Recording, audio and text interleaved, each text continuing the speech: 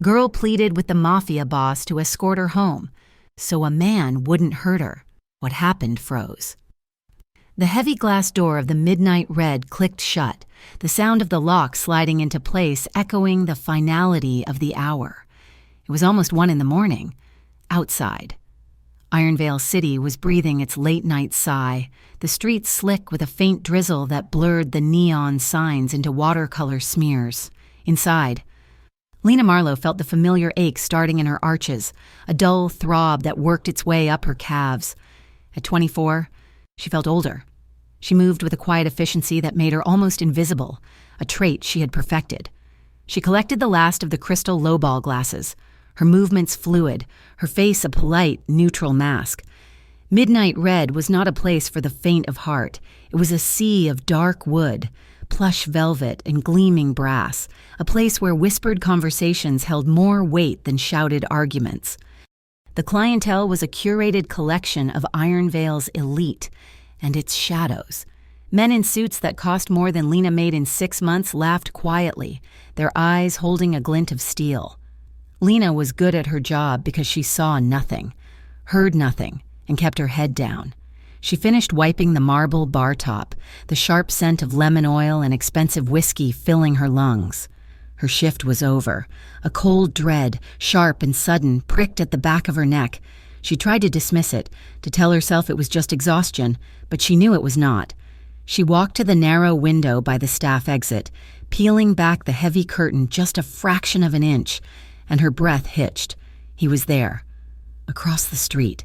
Standing partially obscured by a rain-slicked scaffolding was the silhouette of a man. He was not moving. He was just watching.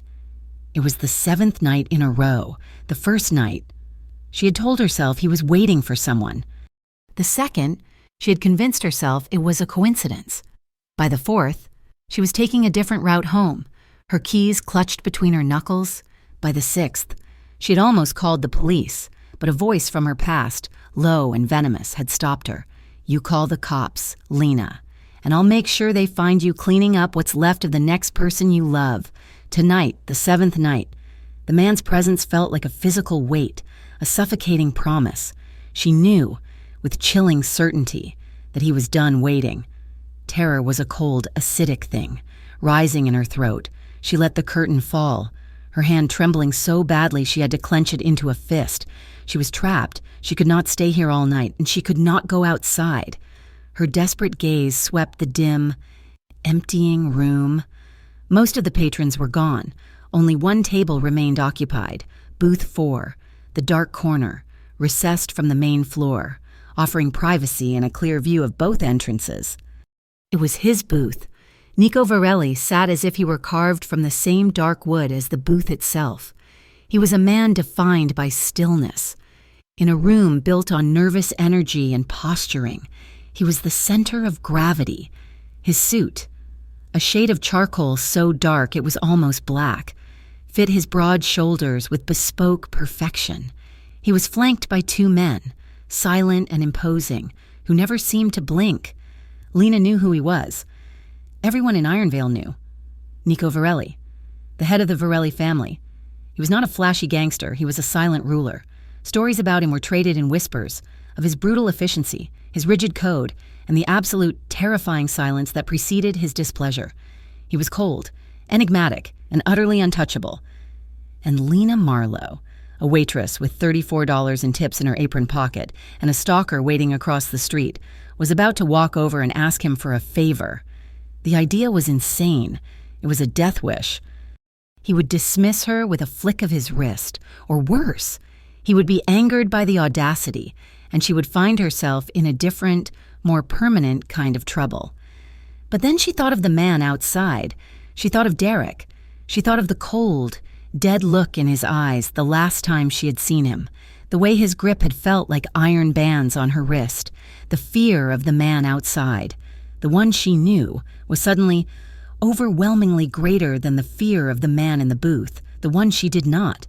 She untied her apron, her fingers fumbling with the knot. She laid it on the bar, smoothed the front of her simple black uniform, and took a step. The floor felt like it was tilting.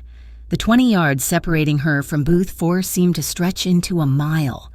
the low hum of conversation, the clinking of ice. It all faded until the only sound was the frantic, hammering pulse in her ears. One of his bodyguards, the one on the left, shifted. His eyes, flat and lifeless, locked onto her. He did not move to stop her, but his entire posture was a warning. Lena stopped at the edge of the table. Nico Varelli did not look up. He was swirling the amber liquid in his glass, watching the ice turn. "Mr. Varelli?" Her voice was a reedy whisper, barely audible. It cracked. He stopped swirling the drink. Slowly, he lifted his head. His eyes were not black. As she had imagined, they were a deep, startling gray, the color of a winter storm. They were cold, assessing, and they missed nothing. He saw the tremor in her hands, the pallor of her skin, the raw, undiluted fear. She had to force the next words out. "I'm sorry to bother you. My name is Lena Marlowe. I work here." He said nothing. The silence was an abyss, and she was falling into it. "I have a request," she stammered, hating how weak she sounded. I know it's not appropriate. I wouldn't ask, but there's a man outside." She pointed vaguely toward the front door. "He's been watching me for a week. He's waiting for me to leave." Nico's expression did not change. Not a flicker of interest, not a hint of annoyance. "Please," she whispered, the words tearing from her. "I'm asking. I was wondering if you would walk me home, just tonight, just once, so he sees me, so he sees I'm not alone." The silence that followed was absolute. One of his men almost smiled. A cruel, mocking curl of the lip, but a sideways glance from Nico erased it instantly. Nico Varelli was stunned. In his life, people approached him for power, for money, for permission to kill. They came with bravado, with obsequious pleading, or with trembling respect. No one, ever, had approached him like this. A slip of a girl, terrified out of her mind, asking him to be an escort. The audacity was breathtaking. But it was the fear that intrigued him. It was pure. She was not playing at an angle. She was not trying to leverage his reputation. She was simply, genuinely afraid. He set his glass down. The small sound was like a gavel. "Sit," he said. His voice was low, a gravelly rumble that seemed to come from deep in his chest. Lena shook her head, her body vibrating with tension. "No, I can't, please, I live 6 blocks away. It will only take 10 minutes. Sit." This time, it was not a request. She slid into the plush velvet of the booth, perching on the absolute edge, as if ready to bolt. She looked like a small, trembling bird that had flown into the wrong room. Nico leaned forward, just slightly. The faint, expensive scent of sandalwood and leather washed over her. "I will walk you," he said, and her shoulders slumped in a wave of relief so profound her knees almost buckled. "On one condition," her head snapped up. "You tell me exactly why you are scared, and you tell me who he is." Lena's blood ran cold again. Telling him was its own kind of danger. Giving him a name, Derek's name, it was like handing someone a loaded weapon. He's just a man," she lied, her voice thin. Nico's gray eyes narrowed. "Do not lie to me. I'm not a fool, and I am not a crossing guard. I can see the terror on your face. That is not for a stranger." He paused, letting the weight of his words settle. "Tell me," he repeated, his voice dropping to a near whisper, "or you can walk home alone." She looked at his impassive face, then at the front door, behind which a monster was waiting. She was caught between 2 impossible choices. She chose the one in front of her.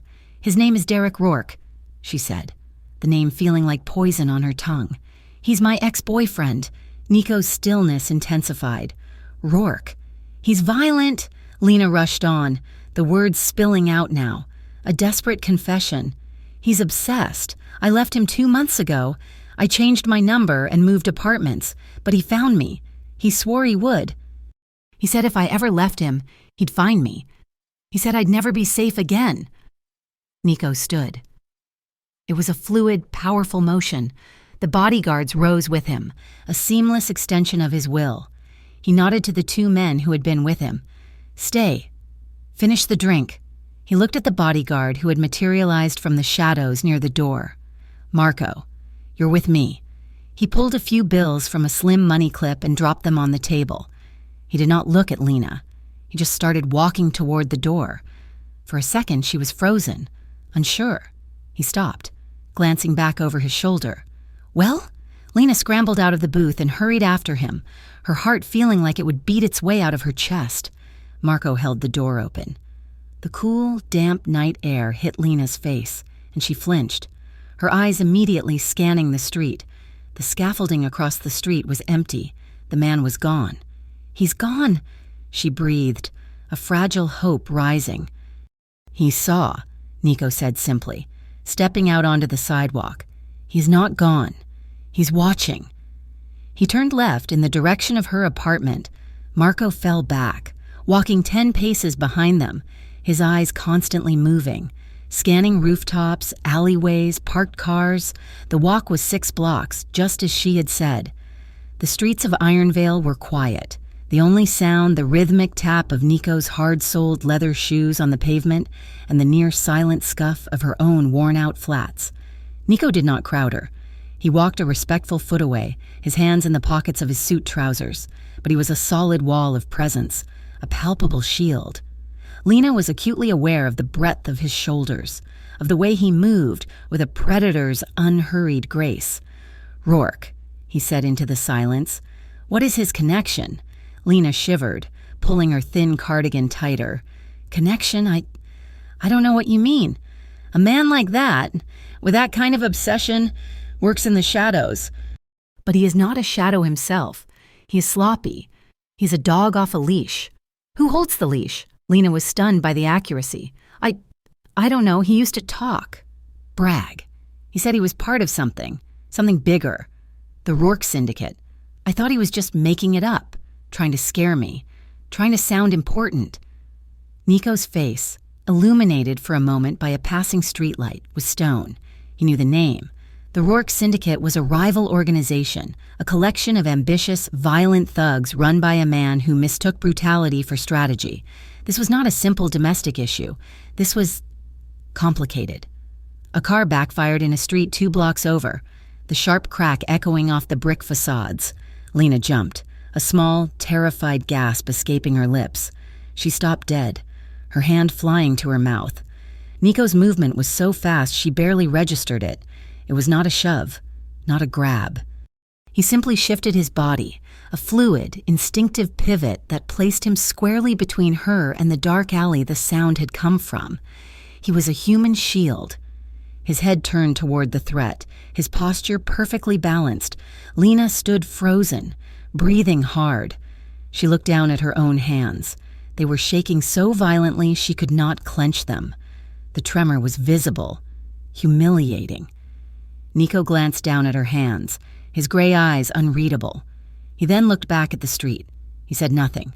He just waited for her to catch her breath, for the panic to recede. Then he resumed walking. They reached her apartment building, a rundown 3-story walk-up with a flickering fluorescent light above the entryway. The lock on the front door was flimsy, the brass plates scarred and dented.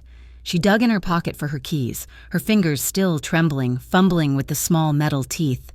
"Thank you," she whispered, her eyes fixed on the lock. "You don't know what you did. He saw you. He'll stay away, at least for a while. He will not follow you again tonight," Nico said. It was not a guess.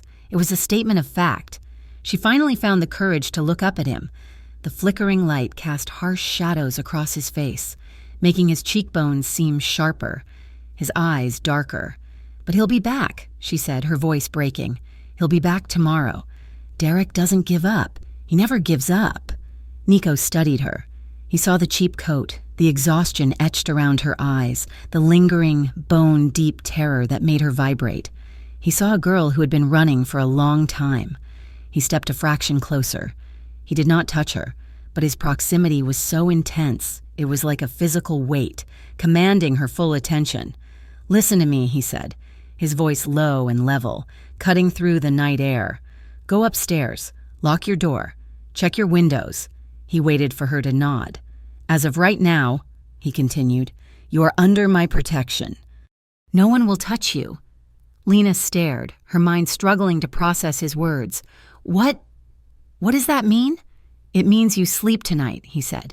"It means you stop looking over your shoulder. I will handle Derek Rourke." Before she could form another word, he turned. He nodded once to Marco, who had been standing like a statue at the edge of the sidewalk. They walked away. Two shadows melting back into the city's darkness, their footsteps receding into silence. Lena watched until they turned the corner. She hurried inside, her key finally finding the lock, her heart pounding for an entirely new and unfamiliar reason. Nico did not go home. He got into the back of the black sedan that was waiting for him a block from the midnight red. His driver did not ask for a destination, just waited. Nico pulled out his phone and made a call. "Sal," he said when the line connected. "I have a name. Derek Rourke. I want everything, but I want to know his connection to the Rourke Syndicate, you know? I want to know where he sleeps, where he eats, and every person he has spoken to in the last 48 hours. I want it on my desk by morning." He hung up without waiting for a reply. He leaned his head back against the cool, expensive leather. The girl, Lena, the sheer, stupid, desperate courage of it, walking up to him. He had not felt anything approaching intrigue in a very, very long time in her tiny apartment. Lena was curled in her bed, fully clothed, the covers pulled up to her chin. Sleep was a distant, impossible luxury. Her mind was a war zone. One half was replaying the image of the man on the street, the smug, possessive shadow she knew was Derek. The fear was still there, a cold knot in her stomach, but the other half, the stronger half, was replaying the last 10 minutes, the steady, solid presence of Nico Varelli at her side, the absolute lack of fear in his eyes, the way he had moved to shield her without a second thought, and his voice. The cold, steady calm of his voice echoing in the hallway. "No one will touch you." She had never felt so terrified and so profoundly safe, all at the same time. Lena Marlowe closed her eyes, and for the first time in a week, the image of the man across the street was slowly, inexplicably, replaced by the cold, steady gaze of the mafia boss who had walked her home the next night. The dread that usually coiled in Lena's stomach as 1 o'clock approached was replaced by a strange, nervous anticipation. She wiped down the last table, her movements automatic, her gaze drifting to the front window. She had told herself not to expect him. His words had been a balm for a single, desperate night. Nothing more. A man like Nico Varelli did not run errands for waitresses. He was a king, and she was a pawn, fortunate to have been noticed at all. But when she pushed open the heavy staff door, her thin coat pulled tight. The sight that met her eyes made her stop. A black sedan was parked at the curb. It was not just a car, it was a statement. Long, gleaming, and silent, with windows so darkly tinted they reflected the streetlights like obsidian mirrors. It hummed with a low, powerful idol, and its presence seemed to suck the sound from the street. The back door opened. Nico Varelli was sitting inside, his face cast in the deep shadows of the car's interior. He was not looking at her. He was looking straight ahead, his profile as sharp and unforgiving as a blade. He did not speak, did not beckon. He simply waited. Lena's heart gave a painful lurch. This was not a walk. This was something else. She hurried to the car, her footsteps echoing in the quiet. She slid onto the plush leather seat, the scent of sandalwood and old money enveloping her. The door closed beside her with a solid, definitive thunk, sealing them inside. The car pulled away from the curb so smoothly it felt like they were floating. "He was not there tonight," she said, her voice small in the vast, silent cabin. "I know," Nico replied, his gaze still fixed on the rain-streaked windshield. "He was not—" The report on his desk that morning had been thorough. Derek Rourke was worse than a lovesick ex. He was a low-level earner for the Rourke Syndicate, deep in debt, with a vicious streak and a cocaine habit. He was small-time, but he was tethered to something large and cancerous. "Thank you," Lena whispered. He finally turned his head, The dim glow of the dashboard lights illuminated the hard planes of his face. His gray eyes were analytical, unblinking. "Do not thank me. I said I would handle it. I am handling it." The 6-block drive was completed in under 2 minutes. The car idled in front of her building, the engine a low, powerful purr. Lena's hand went to the door handle, but she hesitated. "You didn't have to," she said. "The walk was... it was enough. Go inside," he said. His voice was not unkind, but it was final. She got out, and the sedan waited until she had fumbled with her key and disappeared behind the flimsy front door. Only then did it pull away. Dissolving into the night, this became their new ritual. Night after night, the black sedan was there. Sometimes Nico was in the back, silent and brooding. Other nights, it was just the driver, Marco, who never spoke, his eyes meeting hers only in the rearview mirror. Either way, she was delivered to her door, a strange, protected package. The silence in the car was heavy, but it was a different kind of silence than she was used to. It was not the awkward, empty silence of strangers. It was a weighted, watchful quiet. Lena, emboldened by the repetition, began to fill it, piece by piece. She spoke of small things at first, a rude customer, a chipped glass. Then, finding he only listened, his expression never changing but his attention absolute. She spoke of larger things. "My mother died when I was 16. She found herself saying one rainy Tuesday. The words just came out, startling her. Pneumonia. We didn't have insurance, so she waited too long. By the time she went to the hospital, it was too late." Nico watched the wipers carve arcs in the rain. "I met Derek a year after that," she continued, her voice barely a whisper. "I was working 2 jobs, barely keeping our little apartment. He seemed like an escape. He had money. He bought me dinner at nice places. He made me feel... seen." She let out a dry, humorless laugh. "He was my escape from poverty, and then he became the thing I needed to escape from. Funny how that works." She looked at her hands, twisting the strap of her purse. He turned. It was slow at first.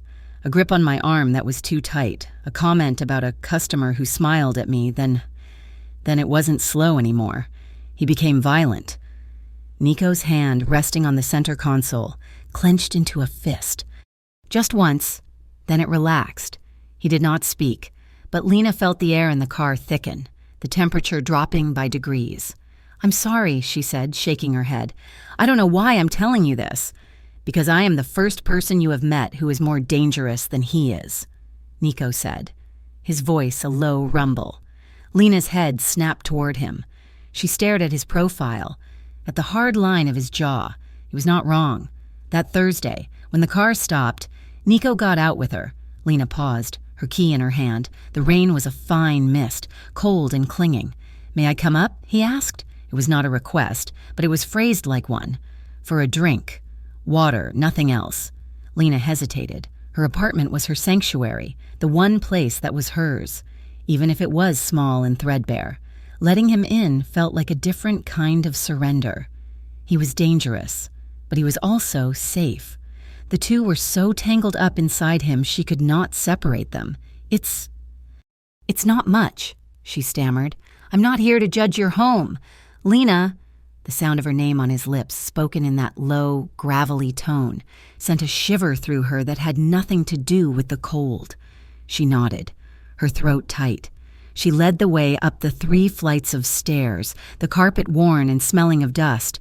She unlocked her apartment door, number 3B, and pushed it open, fumbling for the light switch.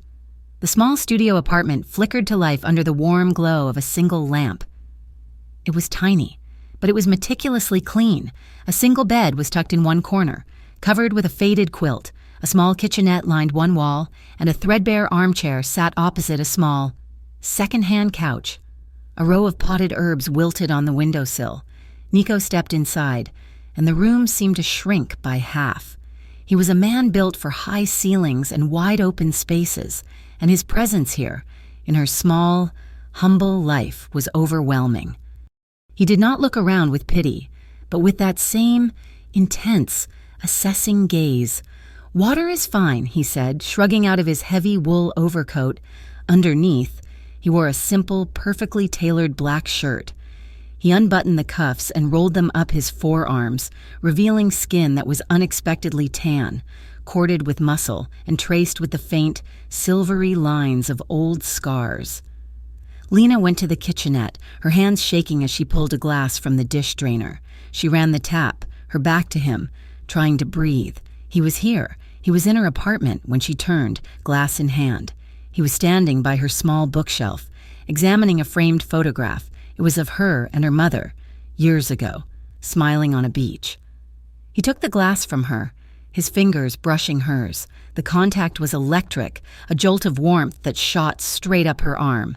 She was beautiful, he said, nodding at the photo. She was, Lena whispered. His gaze moved from the photograph to her. He scanned the room, and his eyes settled on the wall between the kitchenette and the bathroom. A small, framed watercolor of a field of poppies was hanging slightly askew. Nico walked over to it. He did not touch it. He just looked at it. "It's crooked," Lena said, a nervous laugh escaping her. "The wall is warped. I'm always straightening it." Nico said nothing. He knew exactly what he was looking at. The painting was hung just low enough to cover the fist-sized indentation in the drywall. It was a poor patch job, barely concealed. It was the kind of damage a man's knuckles would make. His gaze then moved, very slowly, to her arm. She instinctively tried to pull down the sleeve of her cardigan, but it was too late. He had already seen it.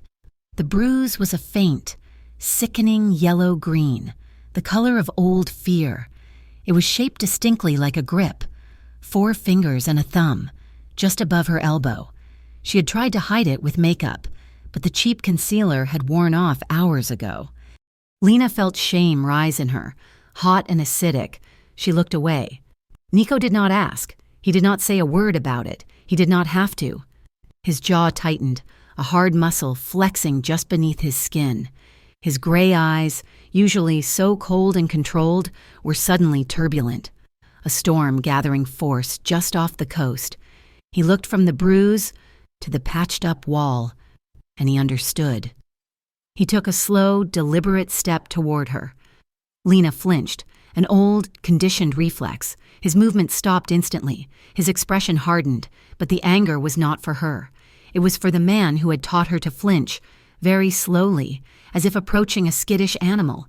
He lifted his hand. Lena held her breath. He did not touch the bruise. He touched her hair, his fingers surprisingly gentle, brushing a loose strand back from her temple. His thumb grazed the shell of her ear, and her eyes fluttered shut. Then he ran his knuckles, rough and calloused, down the curve of her cheek. His touch was not soft. It was possessive. It was a brand. It was a promise of a different kind of power. Lena leaned into the touch, her entire body trembling. This closeness was terrifying, more intoxicating than any drink. Nico watched her, his own breathing unsteady. He saw the trust in her closed eyes, the way her body yielded to him, and it terrified him. This girl, with her scent of soap and her quiet bravery, was a complication he could not afford. She was vulnerable. He pulled his hand away as if he had been burned. "Lock your door," he said, his voice harsh. He grabbed his coat from the back of the chair and was gone, his footsteps heavy on the stairs, leaving Lena alone in her apartment, her cheek tingling where he had touched her. 2 days later, Nico sat in his office, the report from his lieutenant, Sal. Open on his desk, his intel was right. Derek Rourke was not just a nuisance. He was a liability. "He's been meeting with Colin Marsh," Sal said, his voice rough. "Marsh is the Rourke Syndicate's new enforcer. Ambitious. Stupid. They think they're smart. Boss. They think the girl is your weakness." Nico's face was unreadable. "What do they think?" "The word is, Marsh put the idea in Derek's head. Snatch the girl. Use her to get to you. Blackmail. They think they can force you to back off the waterfront territories." Nico's anger was a cold, quiet thing. They thought he was weak. They thought they could use her, a civilian, a waitress, as a pawn in their game. They had signed their own death warrants. "Double the surveillance," Nico ordered. "I want 2 men, 24/7. I want them to be invisible. If she goes to the grocery store, I want to know what kind of milk she buys. If Rourke or Marsh get within 100 yards of her, I want them neutralized. Understood?" "Neutralized, boss?" Sal asked, one eyebrow raised. "Do not kill them," Nico said, his voice like ice. "Not yet. I want them to carry a message. I want them to understand what happens when they touch what is mine." That night, Nico started a new routine. When he picked her up, he made her walk the last block. "What are you doing?" she asked, clutching her purse as they stood on the corner. "You're too trusting," he said, his tone clipped. "You walk with your head down. You don't pay attention." I do," she protested. "No, you're waiting to be a victim. Stop waiting. Fight back. Look." He pointed to a parked car. "What do you see?" "A car? I see a blind spot. I see a place for someone to hide. When you walk past it, you move to the center of the sidewalk. Give yourself space. Distance is your best defense." He grabbed her wrist, not gently. "He grabs you. What do? I pull away." "Wrong. He's stronger than you. You'll lose. You drive your weight down." He yanked her arm and she stumbled. "Wrong. Plant your feet. Now, he grabs you. Don't pull. Yell." "What?" "Yell, not help. Yell, fire." People ignore help. They are curious about fire. Yell." Lena looked around, embarrassed. "Here? Here. Now. Fire," she said weakly. Nico's grip tightened, his fingers digging into her wrist. "Again. Like you mean it. From your gut." "Fire!" she yelled, the sound sharp in the night air. "Good, now. The trick isn't to pull away. It's to attack the weakest point, the thumb." He showed her how to twist her wrist, to bring her other hand down on the joint of his thumb. "Break it. Be vicious. You have 1 second to make him let go. Use it. Day after day." He taught her small, brutal things under the guise of casual interest. How to use her keys as a weapon. The softest, most painful places to strike. The eyes, the throat, the groin. He was teaching her to be a survivor. He was teaching her to be hard. The tension culminated a week later. Lena's shift ended, and she walked outside, expecting the now familiar sight of the black sedan. It was not there. A cold stone of panic dropped into her stomach. She looked up and down the street. Nothing. Just the dark, wet pavement and the flickering streetlights. He had left her. The protection was over. "Looking for your new boyfriend, Lena?" The voice was a snake sliding over her skin. She froze. Derek Rourke stepped out from the alley beside the bar. He was gaunt, his eyes overly bright and manic, his greasy hair plastered to his head. He wore a stained leather jacket, and he was smiling, a sickly sweet, possessive smile that she had seen in her nightmares. "I told you, baby," he said, taking a step toward her. "I told you you'd never get rid of me. Who is he, huh? Some rich guy? You think he's gonna save you from me?" "Derek, leave me alone," Lena said, her voice shaking, but she planted her feet, just as Nico had taught her. She put her keys in her hand, the metal biting into her palm. "Leave you alone?" He laughed, a high, thin sound. "I'm never leaving you alone." "You're mine. Lena, you've always been mine." He lunged for her. It was fast. It was so fast. Lena almost did not process it. 2 men. They came from nowhere. One moment, it was just her and Derek on the sidewalk. Next, 2 men in dark suits were on him. They were not the police. They were silent, efficient, and terrifying. One man, the one she recognized as Marco, grabbed Derek's arm, the one he had been reaching for her with, and twisted. There was a sickening, wet snap, and Derek screamed, a high-pitched, agonizing sound. The other man, built like a refrigerator, did not punch him. He drove his fist hard into Derek's solar plexus. The air left Derek's lungs in a pained whoosh. Before Derek could even double over, Marco grabbed him by his hair, yanking his head back, and slammed his face into the brick wall of the bar. The sound was a dull, heavy thud. Derek Rourke collapsed onto the pavement like a puppet with its strings cut, unconscious, his nose a bloody ruin. It had taken less than 5 seconds. The 2 men straightened their suits. They did not look at Lena. They did not look at the body on the ground. They simply melted back into the shadows from which they had come. Lena stood, her keys still clutched in her hand, her whole body vibrating with adrenaline and terror. She stared at Derek's unmoving form. The black sedan pulled up to the curb. Nico got out of the back. He looked at Derek on the ground, his expression one of utter disdain. He then looked at Lena. She was shaking from head to foot, her face as white as paper. He walked to her, took her arm, not the one Derek had bruised, and guided her into the car. He got in beside her, and the car drove away, leaving Derek Rourke bleeding in the alley. Nico did not take her to her apartment. He took her to his house, a penthouse overlooking the entire, glittering sprawl of Ironvale. He took her inside, sat her on a couch that cost more than her car, and poured her a glass of brandy. "Drink," he ordered. She took it, her trembling hands making the liquid slosh. She took a sip, the fiery liquid burning a path down her throat, but it did nothing to stop the shaking. Nico did not sit. He stood by the floor-to-ceiling windows, looking out at the city. He was coiled, a spring wound so tight he looked like he might shatter the glass. He was furious, and his fury was a cold, palpable thing. He's, Lena stammered. "He's alive," Nico said, his voice flat. "They were told not to kill him." Lena stared at his back. The violence she had just witnessed. It was brutal. It was terrifying, and it had been on her behalf. Nico stayed with her all night. He did not touch her. He did not comfort her. He simply stayed. He was a silent, present guardian. While she drifted into an exhausted, fitful sleep on his massive couch, he sat in an armchair across the room, watching her, his face a mask of stone. When the first gray light of dawn spilled into the room, Lena awoke. Her neck was stiff, her mouth dry. Nico was still there. He had not moved.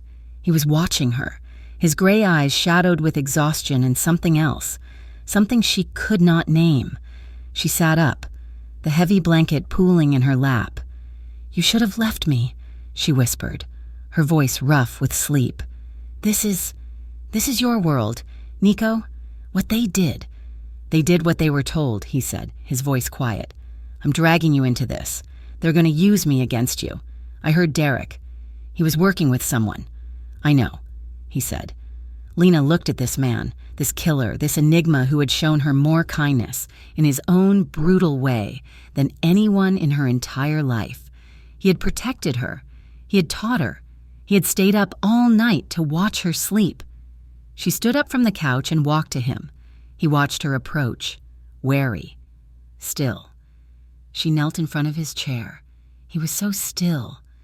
She took his hand, the one that had clenched into a fist in the car, the one that had brushed her cheek. It was large, calloused, and warm. She held it, her small hand enveloped in his, then slowly, she leaned forward and pressed her lips to his. It was not a kiss of passion. It was a kiss of gratitude, of desperation. It was a brand, just as his touch had been. Nico's entire body went rigid. He did not respond. He did not kiss her back. He was a statue. Lena pulled back, tears welling in her eyes. Of course. What was she thinking? He was Nico Varelli.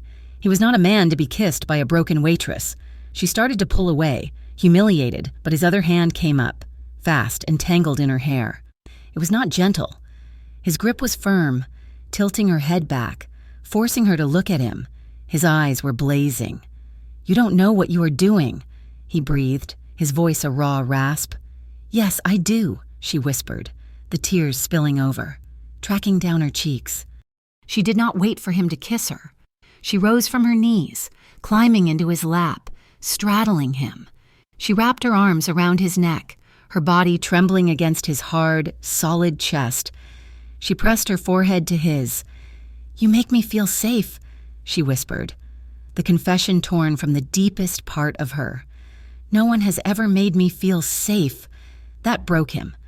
A sound ripped from his throat, a low groan of surrender and defeat. His mouth crashed down on hers. It was not a gentle kiss. It was raw, trembling, and full of need. It was the kiss of a starving man, of a man who had denied himself for too long. His resistance shattered, and he kissed her back with a bruising, desperate force. His hand in her hair tightened, and his other arm snaked around her waist, pulling her impossibly closer, crushing her against him. Lena clung to him, meeting his hunger with her own. This was not about love. It was about survival. It was about the safety she found in the most dangerous man she had ever known. His lips were hard, demanding, and she gave him everything, her own fears and desperation pouring into the kiss. It was everything. It was too much. Nico was the one who broke it. He tore his mouth from hers, his chest heaving, his forehead resting against hers. He was breathing hard, his eyes squeezed shut. "Lena!" he growled, his voice thick. He was shaking. The immovable Nico Varelli was shaking. He gripped her waist, his hands almost painful, and lifted her off his lap, setting her on her feet. He stood, his movements jerky, uncoordinated. He backed away from her, putting space between them. He ran a hand over his face, his composure fractured. "Go," he said, his voice rough. "Get your things. Marco will take you home. Nico, go," he snapped, his back to her. Lena flinched, but she did not cry. She grabbed her purse, her coat, and fled. She could not look back at the man who had kissed her like he was drowning, only to push her away like she was the one who had set him on fire. The morning after the kiss, Lena's apartment felt cold. She had fled his penthouse, the echo of his harsh dismissal. "Go!" Ringing in her ears, she felt used, foolish, and more alone than she had before she met him. The safety he had offered felt like a complicated, cruel illusion. She had touched a man made of stone and was surprised when he did not bleed. She was nursing a cup of instant coffee, her hands still trembling. When the knock came, it was not a polite knock. It was a hard, impatient rattling of her door. She froze. It was too early for Derek. It was too aggressive for a neighbor. She crept to the door, peering through the peephole. Nico Varelli stood in her hallway. He was not the man who had kissed her with raw, shaking need. This was the man who ran Ironvale. He was dressed in a severe black suit, his face a mask of cold fury. She fumbled with the lock and opened the door. He did not wait for an invitation. He pushed past her into the tiny apartment, his presence sucking all the air from the room. "Nico? What's wrong?" He turned to face her, his gray eyes flat and lifeless. "One of my lieutenants, Vinny. He was found this morning in a shipping container at the docks." Lena brought a hand to her mouth. "Found?" "Tortured," Nico said, the word dropping into the airless room like a stone. "They killed him slowly. It was a message, Lena. It was the Rourke Syndicate's answer to what my men did to Derek." The floor seemed to tilt beneath her feet. "Oh, God. This has gone beyond Derek," Nico continued, his voice void of all emotion. He was deliberately, painfully distant. "That kiss. What happened in my home. That was a mistake. It exposed you. It exposed me. You are no longer a girl he is stalking. You are a pawn in a brutal turf war. You are the weapon they think they can use against me." Each word was a slap. He was severing the tie. He was telling her that the moment of connection, the feeling of safety she had felt in his arms, was not real. It was a liability. What are you going to do?" she whispered. "I am going to handle it. You," he said, pointing a finger at her, "will go to work. You will go home. You will not deviate from your routine. My men will be on you, but you will not see them. Do not speak to strangers. Do not go anywhere you're not supposed to. Do not contact me. Is that clear?" He was terrifying. He was not the man who had confessed his fear with a kiss. He was the boss giving an order. "Yes," she whispered. "Good." He walked to the door, then paused, his back to her. "What happened yesterday? It does not happen again. I cannot keep you safe if I am compromised." He left. The door clicked shut, and Lena sank onto her threadbare couch, the cold from the hallway seeping into her bones. He was trying to protect her. She knew that, but he was doing it by erasing the one thing that had made her feel human. For 4 days, she lived in a sterile, silent bubble. The black sedan was back, but Nico was never in it. Marco, the silent driver, would pick her up, his eyes meeting hers in the rearview mirror, his face impassive. He would drop her at work. He would be there at 1 a.m. She saw shadows moving at the end of her street, men in dark coats who were too casual, too watchful. She was protected, and she had never felt so alone. The silence from Nico was a physical ache. He had built a wall around her, and then built one between them. She was not a child. She was not a package to be managed. On the 5th night, she got in the car. Marco started to pull away from the curb. "Stop," Lena said. Marco glanced at her in the mirror. "Stop the car." "I'm not going home." Marco slowed, but did not stop. "My orders are to take you to your apartment." "I don't care about your orders," Lena said, her voice shaking with a sudden, unfamiliar rage. "I am not a piece of property. You tell Nico that I am not going anywhere until he talks to me. Face to face." Marco looked at her, his expression unreadable. He pulled the car over, killed the engine, and picked up his phone. He spoke in low, rapid Italian, his eyes never leaving her. He hung up. "He's coming," Marco said. They waited in suffocating silence for 20 minutes. A black sedan, identical to the one she was in, pulled up beside them. Nico got out of the back. He looked tired, his face drawn, his eyes bruised with exhaustion. He wrenched her door open. "What the hell do you think you are doing?" he growled, his voice low and dangerous. "I'm talking to you," Lena said, her chin high, though her heart was hammering. "Get in, or I'm getting out and walking home. Your choice." For a second, she thought he might drag her from the car. His jaw worked, his eyes flashing. Then, with a muffled curse, he slid into the seat beside her, slamming the door. "Drive?" he snapped at Marco. "Just drive. Circle the block." The car pulled back into the quiet streets. "This is insane. Lena," he said, not looking at her, "you're putting yourself at risk. You are putting my men at risk. You are treating me like a child," she shot back, her voice trembling. "You don't get to do what you did.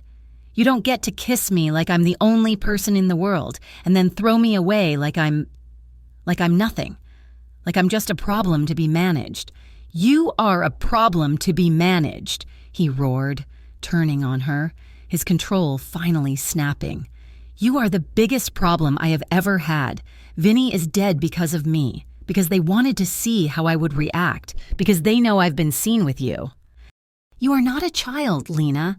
"Fine. Here is the truth. They will kill you.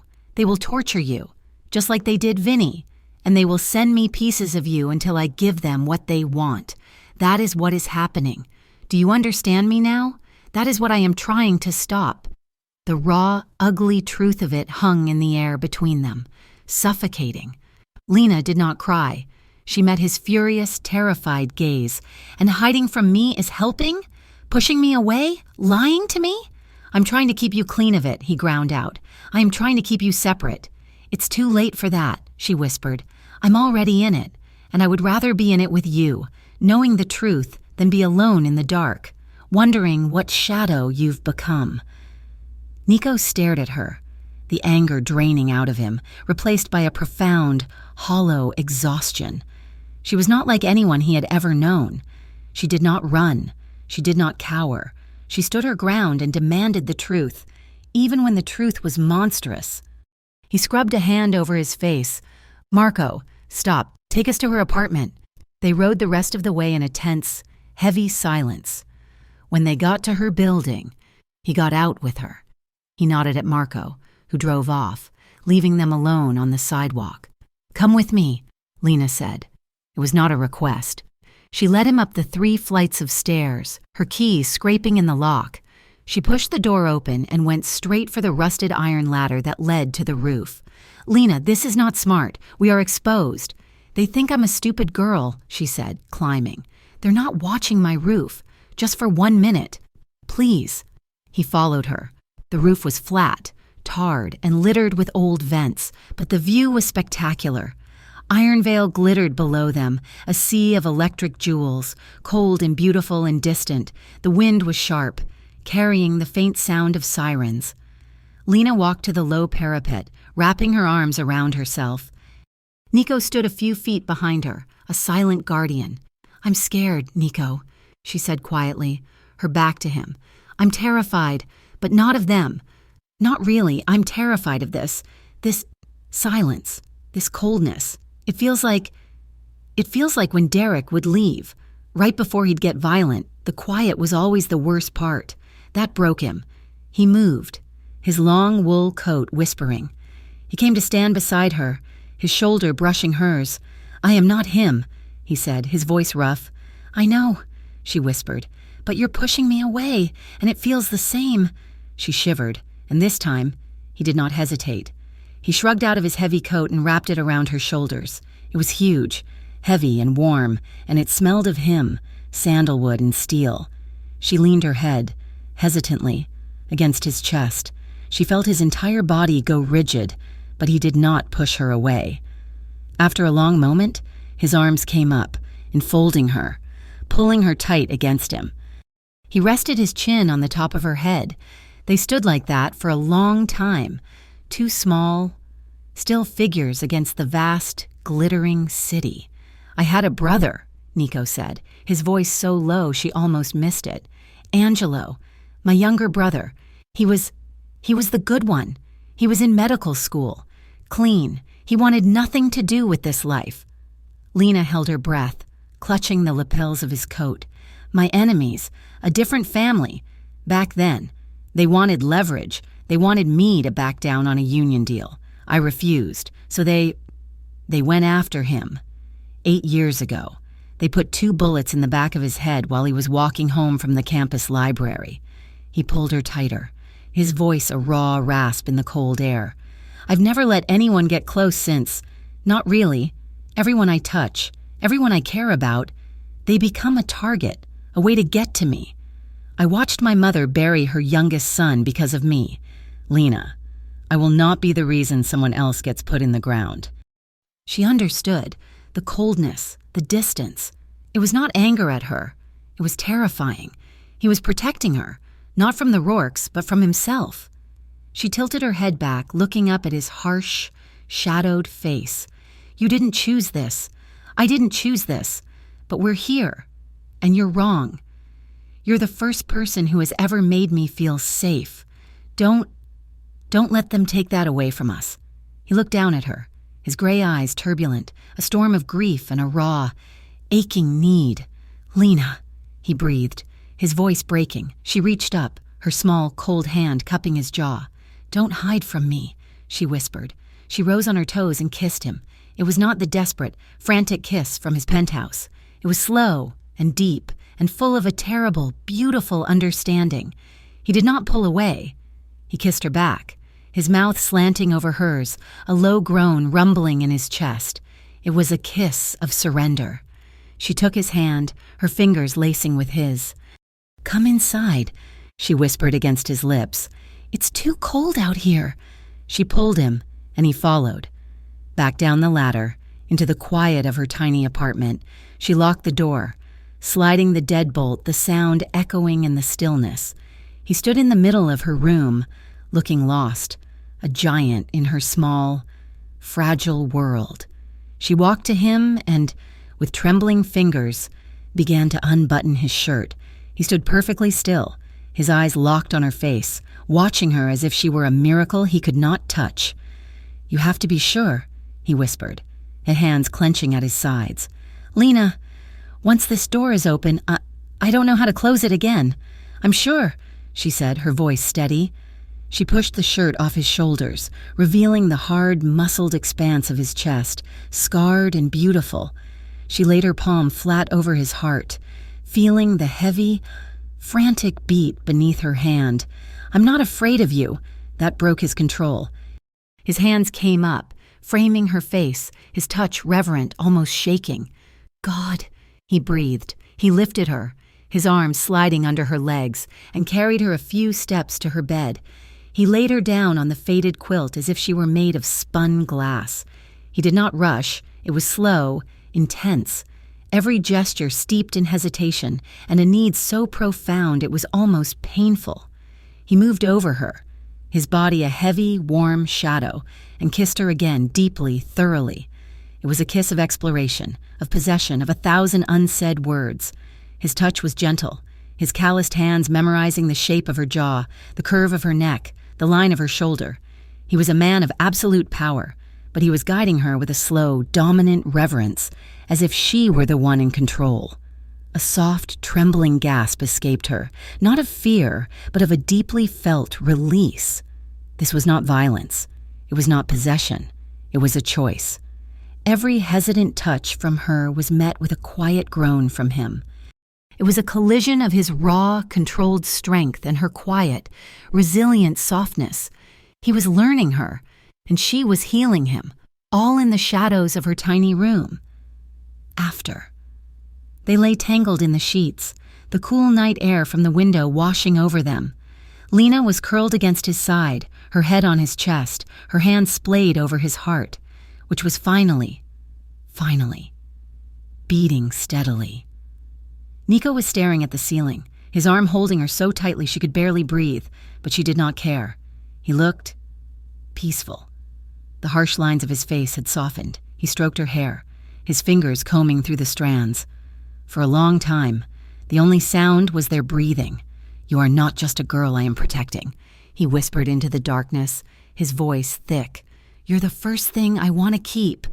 Across the street, in the shadows of a darkened laundromat, a man lowered a camera with a long telephoto lens.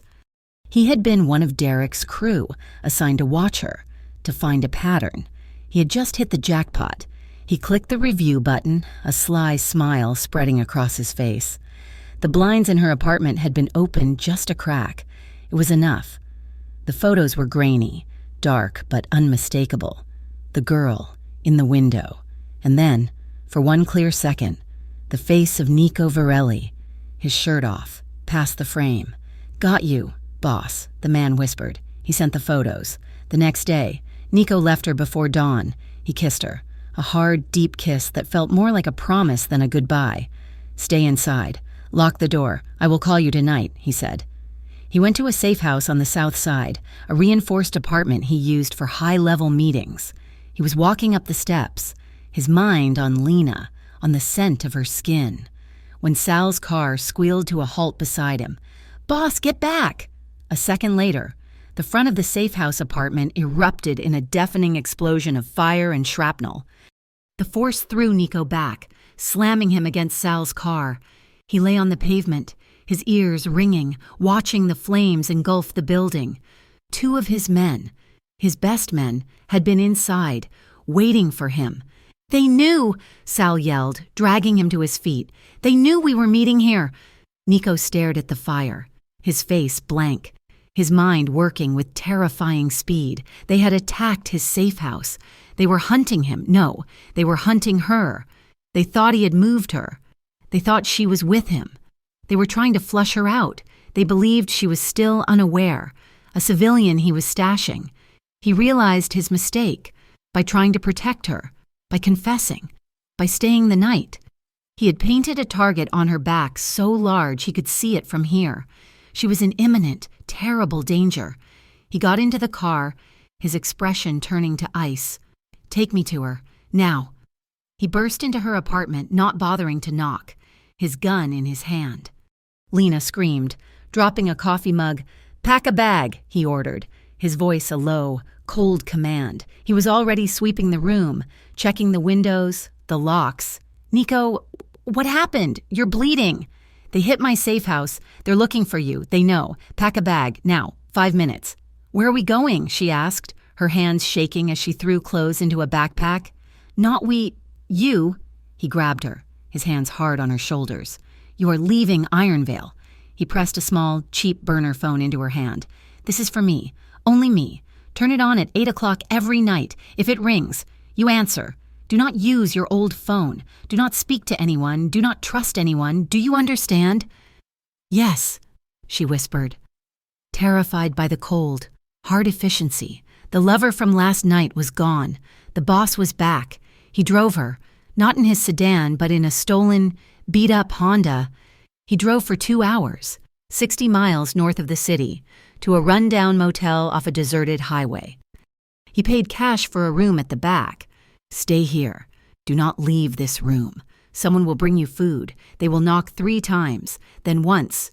Nico, don't leave me," she pleaded, clutching his arm. He grabbed her face, his eyes blazing with a desperate, contained fury. He kissed her, hard, a bruising, frantic kiss that tasted of smoke and fear. "They want a war," he whispered against her lips. "I'm going to give them one. I will finish this, and then I will come back for you." He turned and walked out the door, locking it from the outside.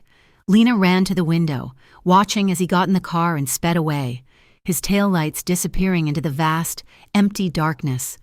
She was alone.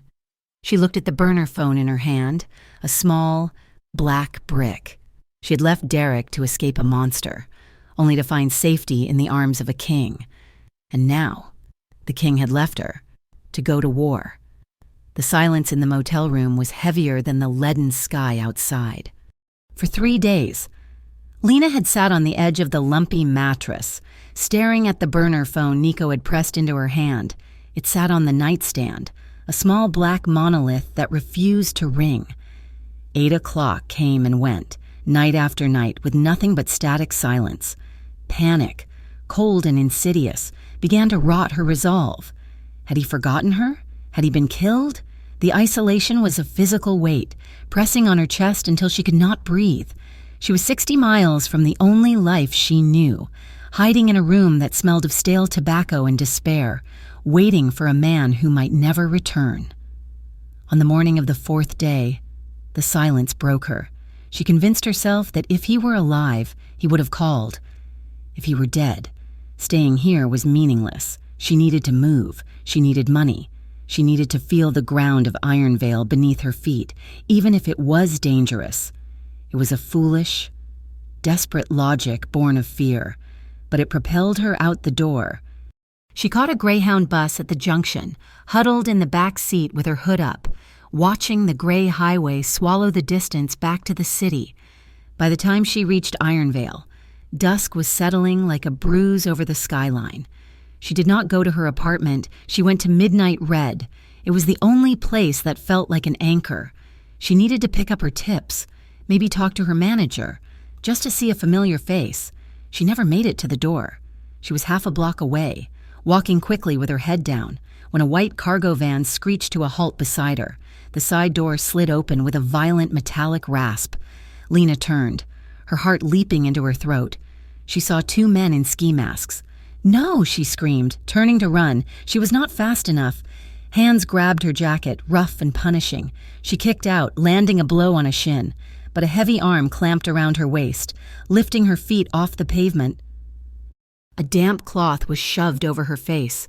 Smelling of chemicals, the world tilted, swirled, and then went black. Nico Varelli stood in the center of the motel room. It was empty. The bed was unmade, the key left on the dresser, the burner phone was gone. He did not shout, he did not throw things. He went absolutely, terrifyingly still. The air around him seemed to drop 10 degrees. His men, standing in the doorway, did not dare to breathe. "She went back," he said, his voice a low tremor in the earth. "She went back to the city." He walked out to the car, his movements precise and mechanical. Inside, the rage that was building was not a fire, it was a glacier, massive and crushing. He picked up his phone. "Find the Rourke soldier we picked up last week," Nico said to Sal. "The one who drives for Marsh. Bring him to the basement. He's not talking, boss. He will talk to me."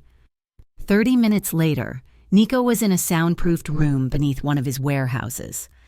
A man was tied to a chair, battered and defiant. Nico walked in. He had removed his suit jacket and rolled up his sleeves. He picked up a heavy steel wrench from a metal table. He did not ask questions immediately. He simply walked up to the man and brought the wrench down on the man's hand, shattering the fingers resting on the armrest. The scream that filled the room was primal. Nico waited for the man to draw a breath, then leaned in close, his gray eyes empty of anything human. "I'm going to ask you one question. If you lie, I take the other hand. If you stall, I take a knee. Where is she?" The man sobbed, sweat and tears mixing with the blood on his face. "I don't know, I swear." Nico raised the wrench again.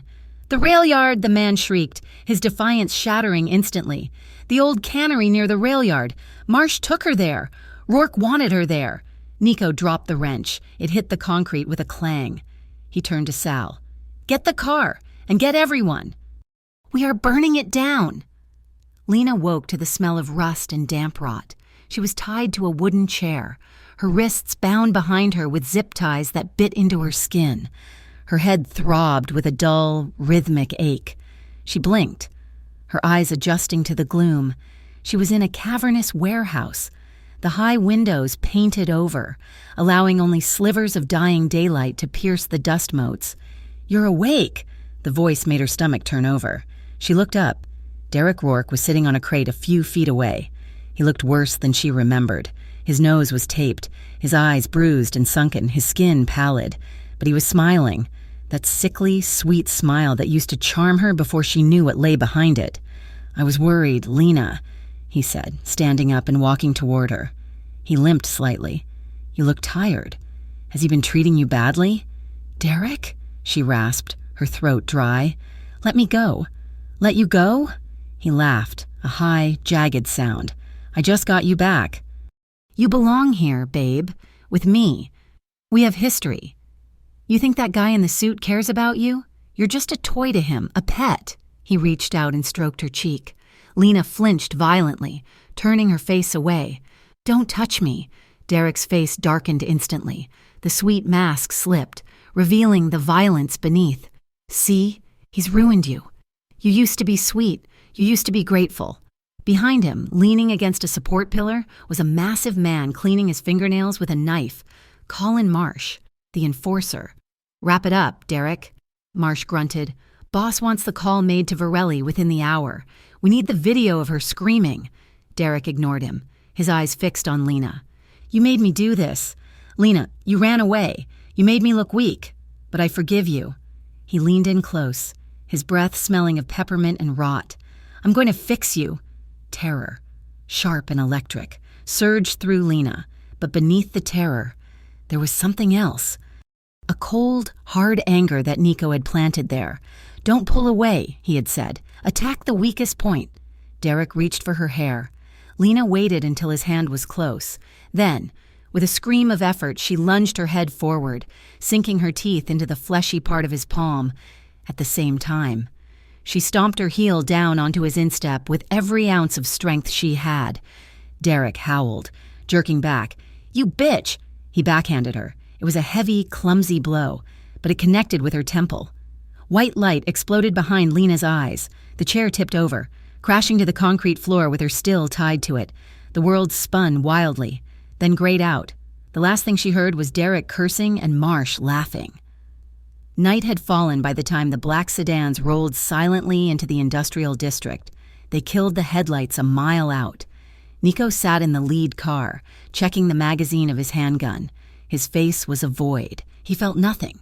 No fear, no hesitation. Only a singular, driving need to destroy the things that stood between him and the girl.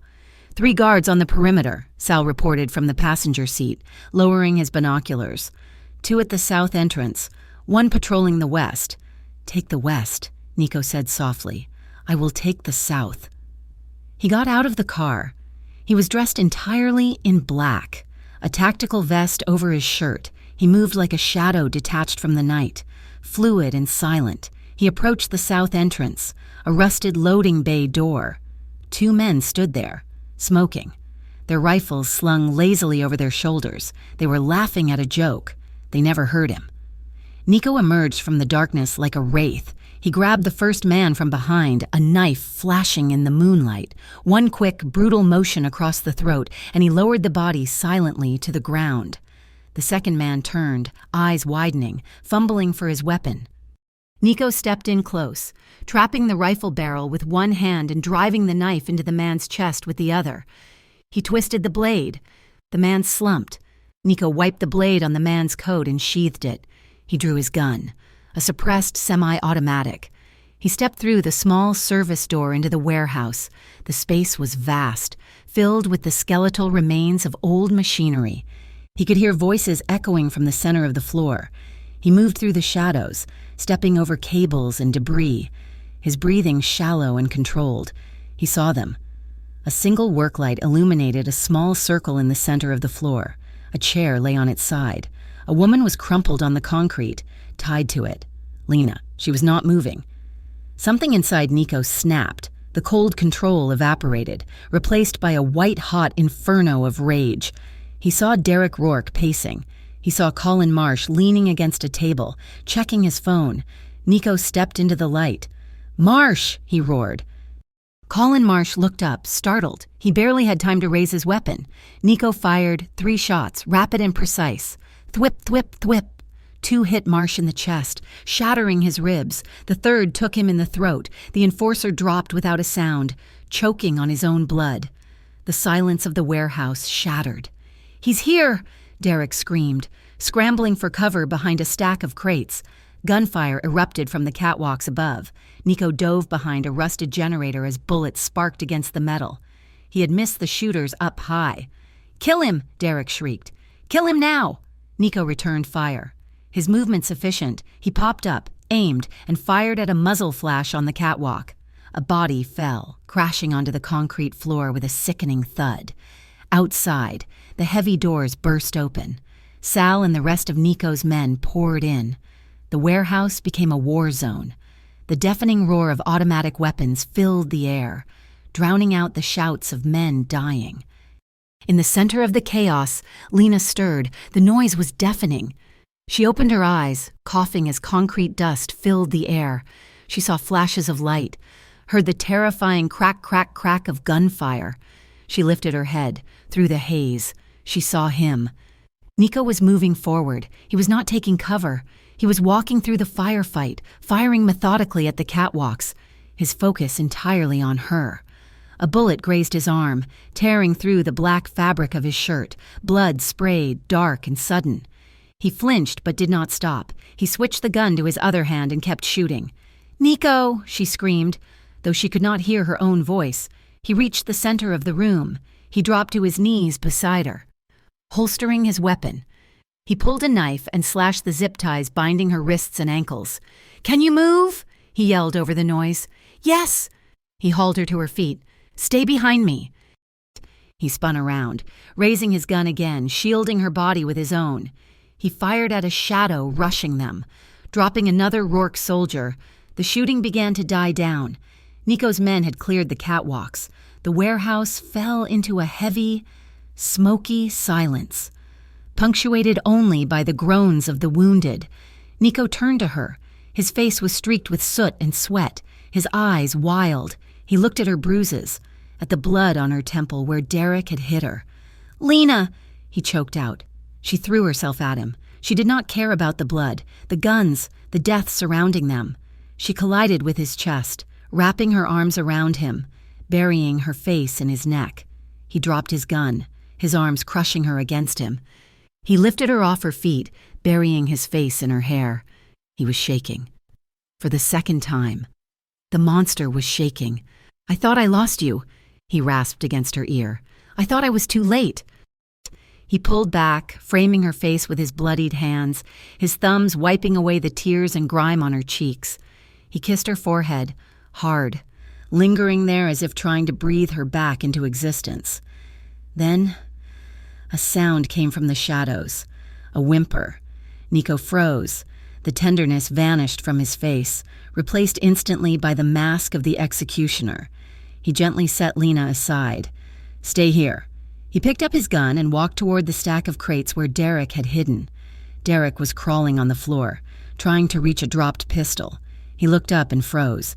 Nico stood over him. He looked like a god of vengeance, backlit by the work light, his shadow stretching long and terrible over the cowering man.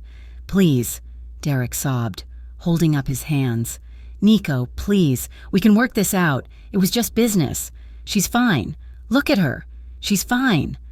Nico did not speak. He did not shout. He simply looked at Derek with an expression of profound, terrifying boredom. "She is not fine," Nico said softly. "She is mine." He lowered the gun. "No, wait." Nico pulled the trigger. The shot was deafening in the sudden quiet. The bullet shattered Derek's right kneecap. Derek screamed, a high, tearing sound that echoed off the metal walls. He writhed on the floor, clutching the ruin of his leg. Nico watched him for a second, then turned away. He did not kill him. Death was too easy. A crippled man, A man who would never walk without pain. A man who had failed his syndicate. That was a fate much worse. Derek Rourke was finished. Nico walked back to Lena. He did not look back at the screaming man. "Come," he said, taking her hand. They walked out of the warehouse, stepping over the debris of the battle. Sal and the other men formed a perimeter, their weapons lowered but ready, outside. The night air was cool and clean. In the distance, the wail of police sirens was rising, getting closer. "We have to go, boss," Sal urged. Opening the back door of the lead sedan, Nico helped Lena into the car. He slid in beside her. "Go," he ordered. The car peeled away, tires screeching on the asphalt, leaving the carnage behind. Lena slumped against the seat, the adrenaline crashing. Her body began to shake uncontrollably. Nico pulled her into his lap. He did not care about the blood soaking his shirt or the pain in his grazed arm. He wrapped his arms around her, creating a cocoon of warmth and steel. "It's over," he murmured into her hair, rocking her slightly. Lena clung to his shirt, listening to the steady, powerful thrum of his heart. Suddenly, Nico's head dropped. The tension that had held him upright for 3 days snapped. He slumped forward, his forehead resting heavily on her shoulder. His breathing was ragged. "Nico?" she whispered, panicked, touching his cheek. He opened his eyes. They were hazy, filled with exhaustion so deep it looked like pain. But they were focused on her. "You're safe," he murmured, his voice slurring slightly as the shock set in. "That's all I wanted. Just safe." He closed his eyes, his heavy body leaning entirely against her, surrendering to the darkness he had fought back for so long. Lena held him, her fingers tangled in his hair, as the car sped through the night, carrying them away from the war, but deeper into a life from which there was no turning back. The drive was a blur of fractured images. Lena held Nico as he slumped against her, his head on her shoulder, his breathing shallow. The adrenaline that had kept him moving through the firefight had vanished, leaving him in the grip of shock and exhaustion. His blood was warm and sticky on her hands. Sal drove the sedan with a controlled, terrifying speed, his knuckles white on the steering wheel, his eyes scanning the road. They switched cars twice in dark alleyways, a seamless, practiced maneuver that left Lena dizzy.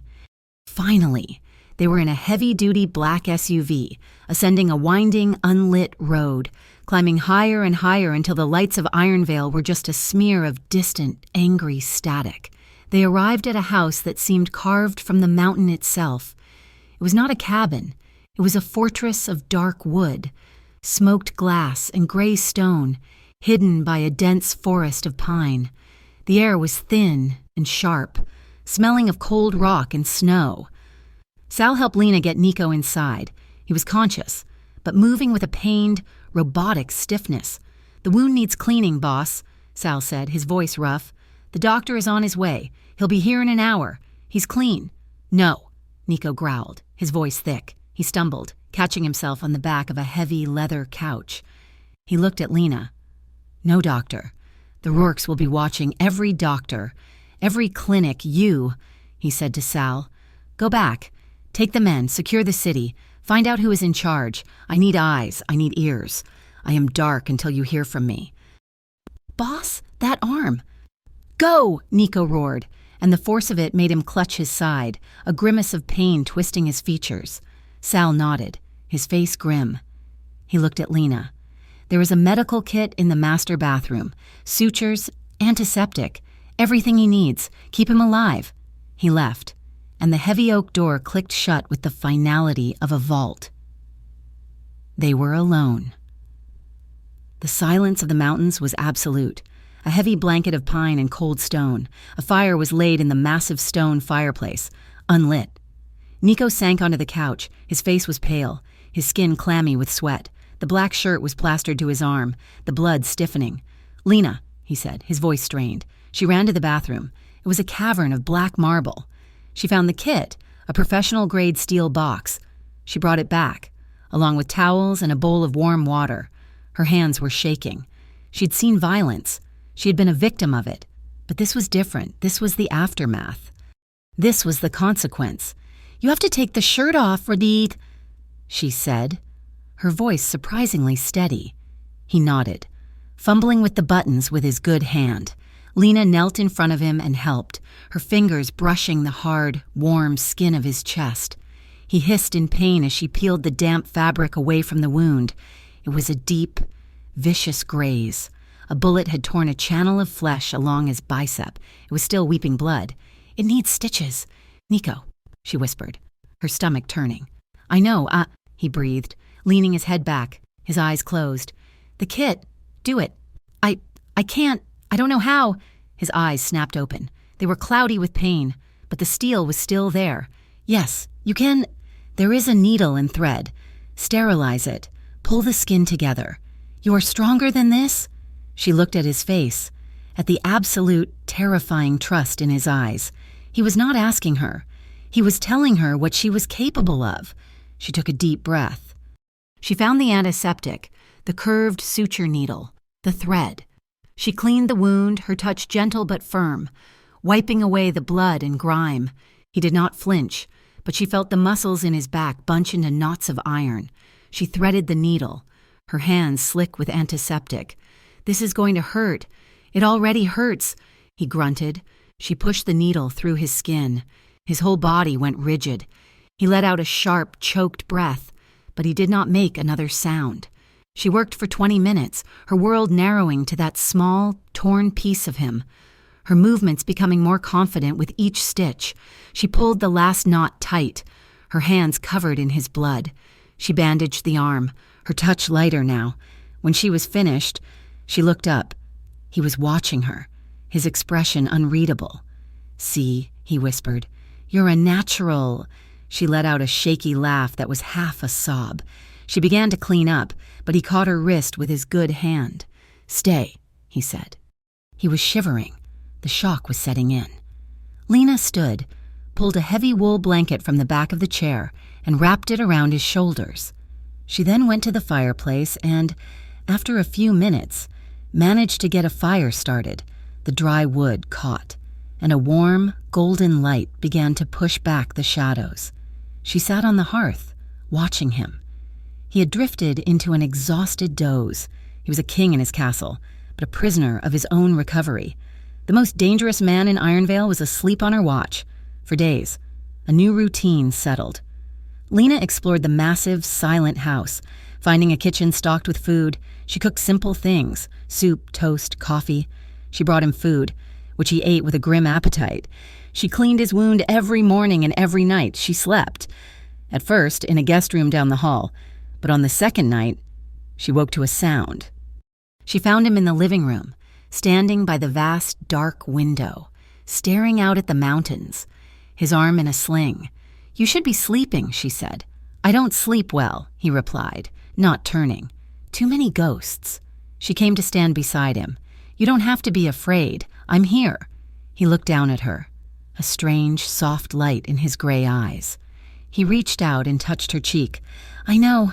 That's what worries me." That night, she brought her pillow and a blanket and slept on the floor by the couch where he lay. He watched her for a long time before he fell asleep. The next night, he patted the cushion beside him. "Don't be a fool," he said gruffly. "Get in." She climbed onto the wide couch, and he shifted, pulling her against his good side. She rested her head on his shoulder, his arm coming around her waist. There was no fear. For the first time in her adult life, Lena slept beside a man and felt nothing but an absolute, profound sense of peace. On the 5th day, the wound was healing. The angry red had faded, the stitches were holding. She was changing the bandage, her movements now practiced and sure. He was sitting on the edge of the massive bed in the master suite, shirtless. The fire crackled in the hearth. She finished taping the gauze, her hand lingering on the warm skin of his shoulder. She looked at the scars that littered his torso, old and white, a roadmap of the violence he had lived. She thought of the warehouse, of the bullet tearing through his arm, of the look on his face when he thought he was too late. A wave of emotion so powerful it stole her breath washed over her. He was not a monster. He was a man. And he was her man. She leaned forward, her hair falling around her face, and pressed her lips to his chest, just below the collarbone, over his heart. Nico's breath hitched. He tangled his good hand in her hair, his grip tight. "Lena," he whispered, his voice a raw warning. "I thought I lost you," she murmured against his skin. "In that warehouse, when you were bleeding, I thought you were going to die for me." "I would," he said, the words torn from him. She kissed him again, a slow, soft press of her mouth, tasting the salt and warmth of his skin. She trailed her kisses up his neck to the hard line of his jaw. He was trembling. He turned his head, capturing her mouth with his. The kiss was not the desperate, frantic collision of before. It was slow, deep, and heavy with emotion. It was a conversation held in touch and breath. He pulled back, his eyes dark, searching hers. "You are sure?" he breathed. "There is no going back from this." "I don't want to go back," she whispered. His hand left her hair, tracing the line of her jaw, his thumb brushing her lower lip. This time, there was no hesitation. His touch was not a brand, it was a devotion. He laid her back on the soft sheets, his body caging hers, his weight resting on his good arm. He moved slowly, deliberately, as if memorizing her. The lovemaking was nothing like the desperate, hesitant coupling in her apartment. This was not about fear or safety. This was about possession. It was a claiming. It was slow and emotional. Every touch revered, every kiss a quiet vow. His hands, which she had seen covered in blood, which she had seen take lives, were now impos video of a gentle and loving touchly gentle. He guided her, his movements sure and dominant, but filled with a reverence that made her feel cherished, not owned. It was a connection forged in the fire of the warehouse, a bond deeper than fear, and it left them both breathless and shaking in the firelight. Later, they lay tangled together, the silence of the mountains a shroud around them. Lena was curled into his side, his good arm holding her fast, his breathing deep and even. She was the first to speak. "What happens now, Nico?" He was silent for a long time. She felt him take a deep breath. "I am done," he said, his voice quiet. She lifted her head, looking at him in surprise. "Done? This life? Ironvale, the Rourkes. It's not a war. It's a cancer. I've been looking for a way out for years, but it's not a life you just walk away from." He turned, his gray eyes locking on hers. "But for this? For you? I am willing to burn it all down and walk away from the ashes."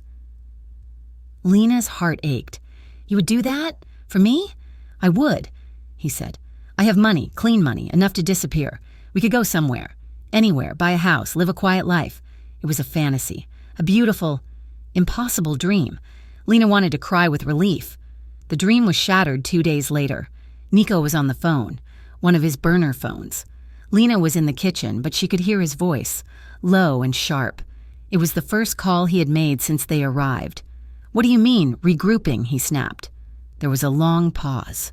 Lena came to the doorway, wiping her hands on a towel. "Who?" Nico demanded. "Who is in charge?" He listened, and Lena watched his face turn to granite. The man who had held her, who had whispered about a quiet life, disappeared. The boss was back. "They're targeting who?" he growled. "Find Sal's family. Get them to the compound, now. And you get dark. Do not contact me again until you have a name." He ended the call, slamming the phone down on the counter. "Nico, what is it?" "It's not over," he said, his voice flat. "Derek and Marsh were just the muscle. The new leader. They're smarter. They're not coming after me. They're targeting my people. Sal's family. Vinny's widow. They're sending a message. They're consolidating. They're trying to prove I can't protect anyone." "So we leave," Lena said, her voice rising in panic. "Like you said, we leave now. We disappear. Let them have the city." "You don't understand," Nico said, turning to her. "This isn't a business you can just quit. If I run, they will read it as weakness. They will never, ever stop hunting us. They will spend the rest of their lives looking for the man who ran. Then let them look. We'll be ghosts. I will not spend my life looking over my shoulder, he yelled, his frustration boiling over. I will not have you live in fear every time a car backfires or a stranger looks at you twice. It does not end until I end it. I have to go back. No, she screamed, rushing at him, pounding his good shoulder with her fists. No, you can't. You're not even healed. You'll be walking into a trap. They'll kill you. I won't let you. He caught her wrists, his grip like iron, holding her still. Lena, stop. This is my life. This is the world you are in now. If I do not finish this, they will never stop hunting you. I don't care about me. I care about you, she cried, tears of rage and terror streaming down her face. I just got you back. I won't bury you. Nico, I won't. The argument was passionate, emotional, a storm of her fear against his resolve.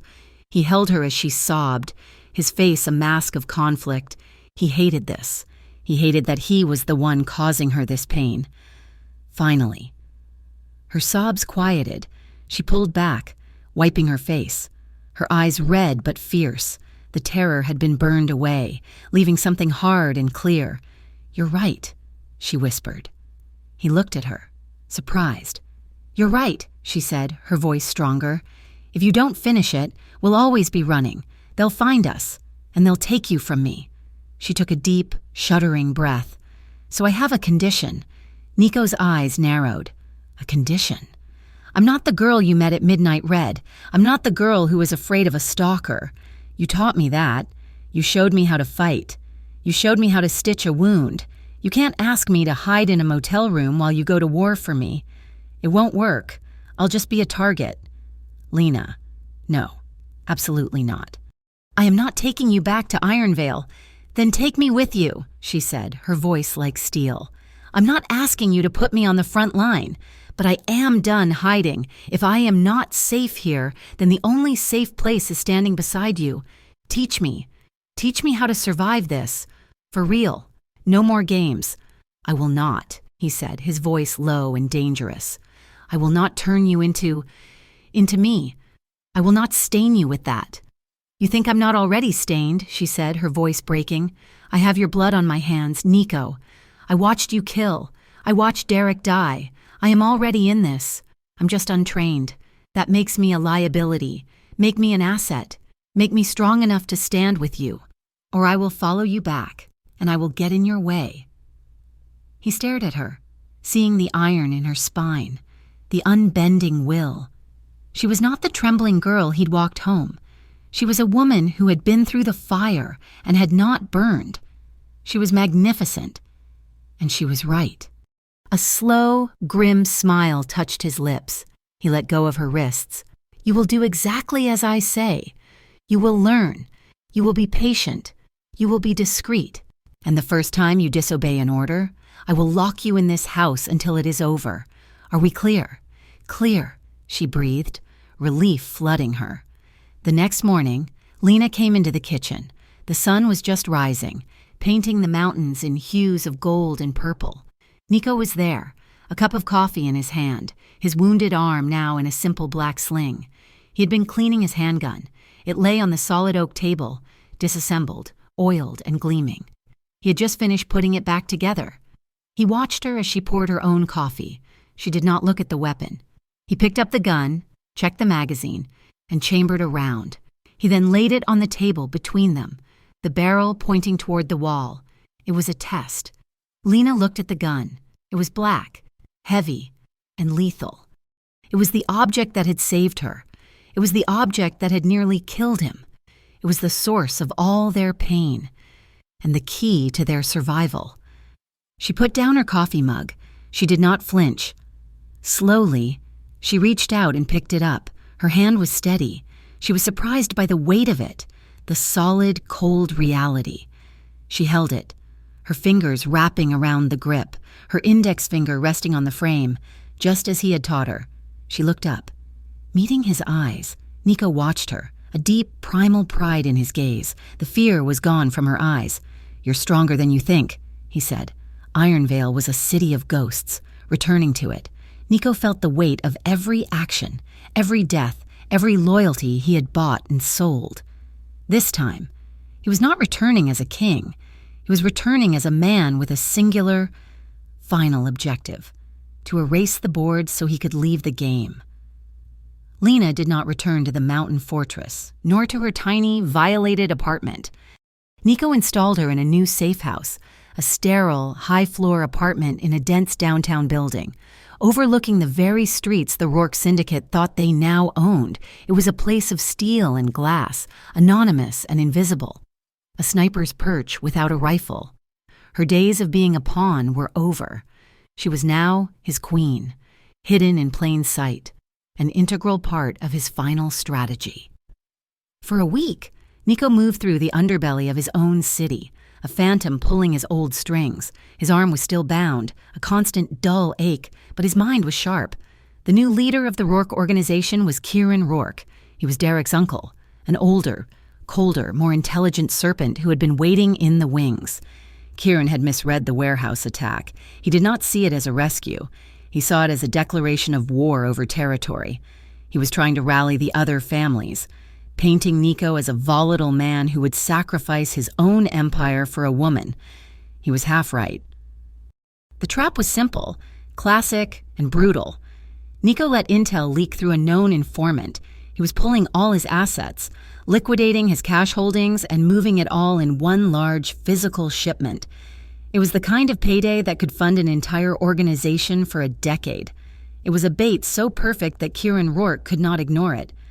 In the high-rise safe house, Lena became his nerve center.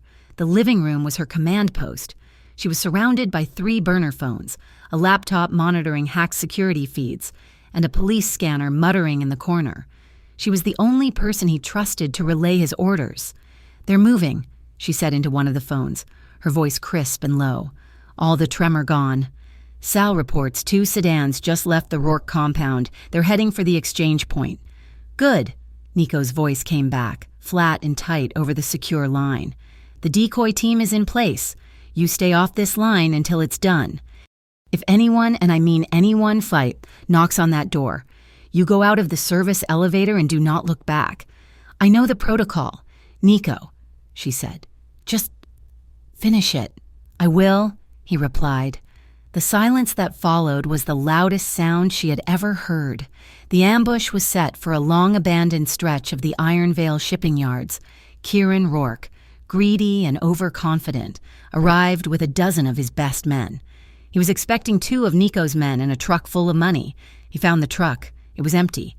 The moment Kieran's hand touched the empty cargo bay, the world erupted.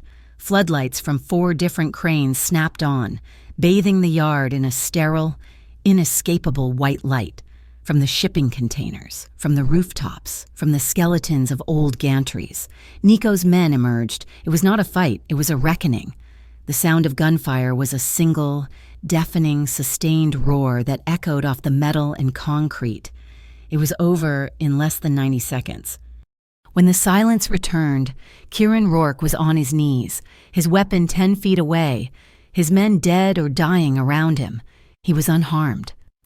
Nico Varelli stepped out from behind a concrete support, his wounded arm in its black sling, his good hand holding his weapon at his side.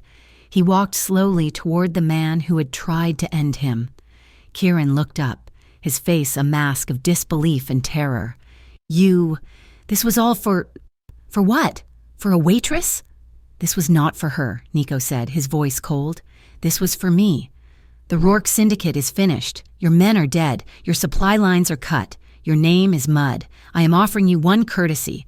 Kieran, for the memory of your father, who was a better man than you, you will walk out of this yard, you will get in your car, and you will drive until Iron Vale is a bad memory. If I ever see your face again, if I ever hear your name spoken in this city, I will find you, and I will end you. Am I clear?" Kieran, a broken, defeated man, scrambled to his feet. He looked at the carnage, at the absolute, overwhelming force Nico had unleashed. He nodded, speechless. "Go," Nico said, turning his back. He walked away as Kieran ran, disappearing into the night. Sal approached, his face grim. "Boss, it's done." Nico looked at the scene, at the end of a long, bloody chapter. "It's done," he repeated. "Liquidate everything, pay the men double, tell them they are free. The Varelli family is dissolved. We're gone." He walked to his car, not looking back, and drove into the night, leaving his empty kingdom behind. Lena was waiting in a cheap motel room on the absolute southern edge of the city limits, a place where no one would ever look for either of them. The police scanner had been screaming about a war zone at the shipyards. She had heard the reports of multiple casualties. She had been pacing the thin carpet for an hour, her stomach a cold knot of dread, the burner phone clutched in her hand. She heard a car pull into the gravel lot, not a sedan, a low, unremarkable coupe. She ran to the window, pulling the curtain aside. Nico got out. He was not the boss. He was just a man. He was covered in soot, his face streaked with sweat, his shirt torn. He looked up and saw her in the window. She wrenched the door open and ran into the parking lot. He was limping.